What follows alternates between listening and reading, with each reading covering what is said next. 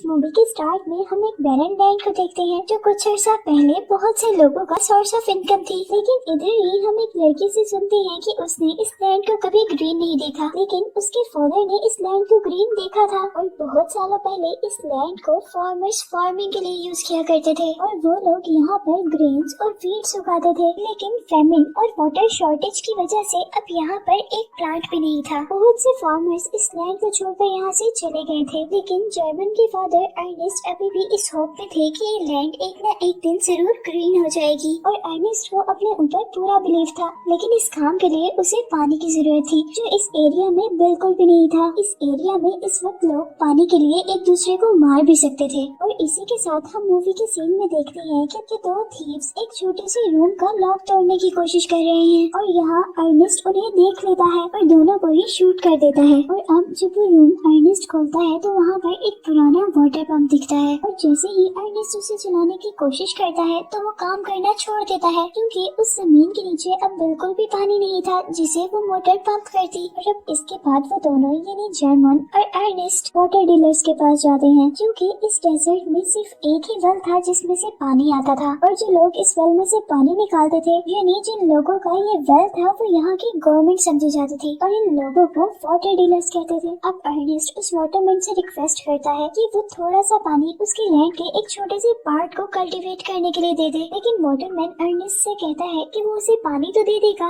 लेकिन उसके लिए उसे बहुत सारे पैसे देने पड़ेंगे। लेकिन इतने पैसे अर्नेस्ट के पास नहीं थे। इसके बाद अर्नेस्ट और जर्मन घर के लिए निकलते हैं जहाँ रास्ते में उनकी एनिमल की टांग टूट जाती है और अर्नेस्ट अपने एनिमल को रास्ते में ही मार देता है। और घर आने पर अब हम जर्मन की सिस्टर को भी देखते हैं जो उन्हें फूड सर्व करती है और इसके बाद हम देखते हैं कि वो मर्द से डिशेस वॉश कर रही थी क्योंकि उनके पास पीने तक के लिए वाटर नहीं था। नेक्स्ट डे हम देखते हैं कि अर्नेस्ट और जर्मन दोनों एक रोबोट शॉप पर जाते हैं कुछ ऐसा लेने के लिए जो उनके एनिमल की रिप्लेसमेंट हो यानी जो वेट कैरी करने में उनके काम आ सके। और यहाँ पर उन्हें एक सिम नाम का रोबोट नजर आता है, लेकिन यहाँ उस रोबोट को लेने के लिए काफी सारे लोग थे पर अर्नेस्ट ये ऑक्शन जीत जाता है और अब वो रोबोट खरीद लेता है। लेकिन यहाँ पर फ्लैम नाम का एक आदमी भी वो रोबोट खरीदना चाहता था। के बाद हम देखते हैं कि वो दोनों बाप बेटा यानी जर्मन और अर्नेस्ट एक हॉस्पिटल में जाते हैं जहाँ जर्मन की मॉम एडमिट थी। जर्मन की मॉम को चलने के लिए एक खास फ्रेम की जरूरत थी जो कि बहुत महंगा था और वो लोग उसे अफोर्ड नहीं कर सकते थे, इसीलिए वो हॉस्पिटल में एडमिट थी। जर्मन अपनी मॉम के साथ कुछ टाइम स्पेंड करता है और अब इसके बाद वो दोनों घर चले जाते हैं। अर्नेस्ट और जर्मन घर जाते हुए एक गैस स्टेशन पर रुकते हैं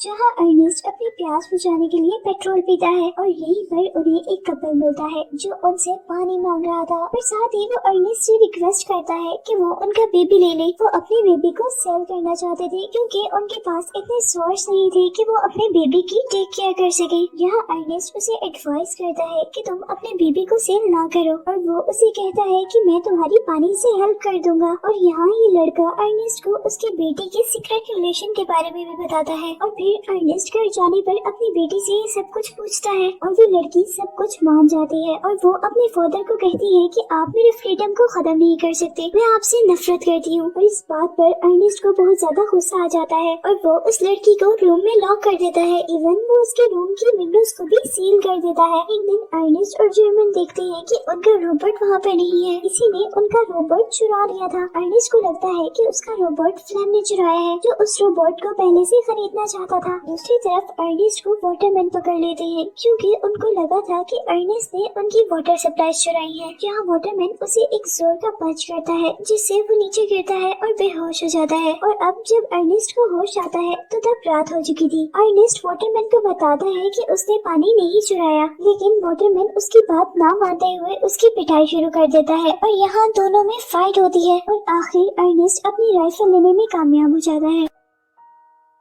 अर्नेस्ट वाटरमैन पर राइफल पॉइंट करता है और वहाँ से भागने में कामयाब हो जाता है। और अब घर जाते हुए अर्नेस्ट को फ्लैम नजर आता है जो रोड पर सो रहा था और उसके पास अर्नेस्ट का रोबोट भी था और इससे अर्नेस्ट को यकीन हो गया था कि उसी ने इस रोबोट को चुराया है और वाटरमैन की सप्लाईज को भी। अब अर्नेस्ट फ्लैम को हॉस्टेज बनाकर वाटरमैन के पास लेके जाता है ताकि वो अपनी इनोसेंस प्रूव कर सके। अब रास्ते में अर्नेस्ट और फ्लैम को प्यास लग जाती है। फ्लैम उसे आइडिया देता है कि हम इस सप्लाई से वाटर यूज कर सकते हैं हैं। वो दोनों बैठकर पानी पीते हैं और यहाँ फ्लेम उसे कहता है कि तुम मुझे छोड़ दो और जितने हमें पैसे मिलेंगे हम दोनों आपस में आधे आधे बांट लेंगे। लेकिन अर्नेस्ट उसकी बात नहीं मानता और वो आगे बढ़ता रहता है। लेकिन थोड़ी ही दूर जाने पर अब अर्नेस्ट की एनर्जी बहुत ज्यादा डाउन हो गई थी। इवन वो चल भी नहीं पा रहा था और ये सब नोटिस करते हुए फ्लेम अर्नेस्ट को एक स्टोन से मारता है और अर्नेस्ट की हेड से ब्लीडिंग स्टार्ट हो जाती है और वो मर जाता है। यहाँ फ्लेम अब अर्नेस्ट की डॉटर के पास उसे मिलने के लिए आता है। वो लोग एक दूसरे से मिलते हैं और वहाँ से चले जाते हैं। इधर जर्मन अब अपने डैड के पूरा दिन घर न आने पर बहुत ज्यादा परेशान था और वो उन्हें ढूंढने के लिए जाता है। जहाँ रास्ते में उसे वो रोबोट मिलता है और थोड़ा आगे जाने पर उसे पता चलता है कि उसके डैड की डेथ हो गई है। वो अपने डैड की डेथ के बारे में वाटरमैन को बताता है और सारे लोग ये समझते हैं कि उसके डैड की डेथ की वजह वो मशीन है, यानी वो रोबोट है। और इसके बाद हम देखते हैं कि फ्लेम उनकी लाइफ में आ जाता है और वो अब उनकी फैमिली का हेड था। और अब जब जर्मन अपने फादर के डेथ पर बहुत ज्यादा गुस्से में उस रोबोट को मार रहा होता है तो तब उसे काम डाउन करने के लिए फ्लेम वहाँ पर आता है। वो लोग बातें करते हैं और यहाँ फ्लेम जर्मन को बताता है कि वो उसकी सिस्टर को पसंद कर और वो उससे शादी भी करेगा। और यहाँ अब जर्मन भी उनके रिलेशन को एक्सेप्ट कर लेता है। नेक्स्ट सीन में अब हम देखते हैं कि फ्लेम अब वाटरमैन से मिलता है और फ्लेम वाटरमैन से कहता है कि वो अर्नेस्ट के लैंड पर वाटर सप्लाई करे और वाटरमैन अब उसके इस आइडिया पर हंसने लग जाता है। लेकिन जैसे ही फ्लेम उसे बताता है कि अर्नेस्ट को भी उसी ने मारा है और अब वो वाटरमैन को थ्रेट करने के लिए यानी डराने के लिए एक नाइफ निकालता है और अब वाटरमैन डर कर उसकी बात मान लेता है। और अब उस लैंड में जैसे ही पानी आता है तो सारे लोग बहुत ज्यादा खुश हो जाते हैं। फ्लेम उस लैंड को कल्टीवेट करने के लिए दिन रात मेहनत करता है और कुछ महीनों बाद वहाँ पर चीजें उगना शुरू हो जाती हैं। इसके बाद वो लोग काफी खुश थे। फ्लेम जर्मन की सिस्टर से शादी कर लेता है और वो भी अब जर्मन और उसकी सिस्टर के साथ उन्हीं के घर पर रहता है। नेक्स्ट सीन में हम देखते हैं कि फ्लेम के पास बैंक से कुछ लोग आते हैं और वो उससे कहते हैं कि अर्नेस्ट ने हमसे एक बहुत बड़ा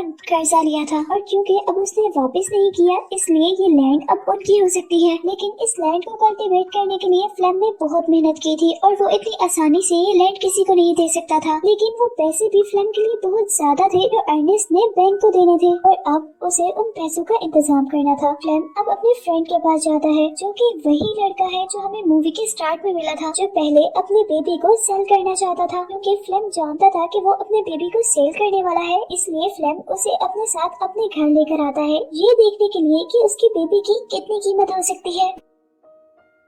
लेकिन यहाँ पर फ्लेम को पता चलता है कि वो लड़का अपने बेबी की डील पहले से ही कर चुका है और अब जैसे ही वो लोग उस बेबी को लेने के लिए आते हैं तो फ्लेम अपने फ्रेंड को शूट कर देता है और वो उस बेबी के पैसे रख लेता है। और इसी दौरान जब फ्लेम शूट कर रहा होता है तो एक बुलेट उस रोबोट को भी लग जाती है जिसकी वजह से उस रोबोट में कुछ डिफॉल्ट आ जाता है और उसका ऑटोमेटिक सिस्टम ऑन हो जाता है और इस वजह से वो रोबोट अपने मैन्युफैक्चर हाउस में चला जाता है। नेक्स्ट डे फ्लेम वो पैसे बैंक को दे देता है जो पैसे उसने उस बेबी को बेच कर लिए थे और यहाँ जेरोम को लग रहा था कि फ्लेम ने उस रोबोट को बेच दिया है और उससे मिलने वाले पैसे बैंक को दिए हैं इसलिए किसी को शक भी नहीं था कि फ्लेम ने मर्डर किया है। और अब दूसरे सीन में हमें दिखाया जाता है कि वो रोबोट बॉर्डर के पास अपनी मैन्युफैक्चरिंग कंपनी में चला गया है और अब उस मैन्युफैक्चरिंग कंपनी का जेरोम के पास फोन आता है और वो उसे इन्फॉर्म करते हैं कि रोबोट उन तक पहुँच गया है। ये सुनते ही जेरोम बहुत ज्यादा हैरान होता है क्योंकि उसे फिल्म ने बताया था कि वो रोबोट तो उसने बेच दिया है। और फिर जेरोम उसी दिन फ्लेम से उसके बारे में पूछता है कि क्या तुमने रोबोट बेच दिया। लेकिन इस बात पर फ्लेम को बहुत ज्यादा गुस्सा आ जाता है। फ्लेम के गुस्से को नोटिस कर जेरोम एक मिनट के लिए खामोश हो जाता है और फिर वो उनसे कहता है कि मैं शाम में अपनी मॉम से मिलने के लिए जा रहा हूँ। लेकिन असल में उसका प्लान कुछ और ही था। वो उस मैन्युफैक्चर सेल में जाने के लिए बॉर्डर क्रॉस करना चाहता था। बॉर्डर पर पहुँचने तक फौजी उसे बॉर्डर क्रॉस नहीं करने देते क्योंकि वो इस काम के लिए बहुत छोटा था। लेकिन यहीं पर उसे एक लड़की मिलती है जो उसे कहती है कि मैं तुम्हें बॉर्डर क्रॉस करवा सकती हूँ और वो लड़की उसे एक चिकन वैन में बिठाती है और फिर बॉर्डर क्रॉस करने के बाद वो दोनों दोबारा मिलते हैं। इस मैन्युफैक्चरिंग सेल में पहुंचने पर उसे उस रोबोट के सारे फंक्शंस दिखाए जाते हैं जिसमें एक फंक्शन सीसीटीवी फुटेज भी था। जिस फुटेज को देखते हुए जेरोम को पता चलता है कि उसके फादर की डेथ कैसे हुई थी, यानी अब जेरोम ये जान गया था कि उसे फ्लेम ने मारा है। वीडियो देखते हुए वो बहुत ज्यादा इमोशनल हो जाता है। अब शाम में वो घर जाता है लेकिन फ्लेम से इस बारे में कोई बात नहीं करता। अब नेक्स्ट सीन में हम देखते हैं कि जेरोम और फ्लेम शिकार के लिए जाते हैं, जिसके बाद जेरोम अपने फादर की राइफल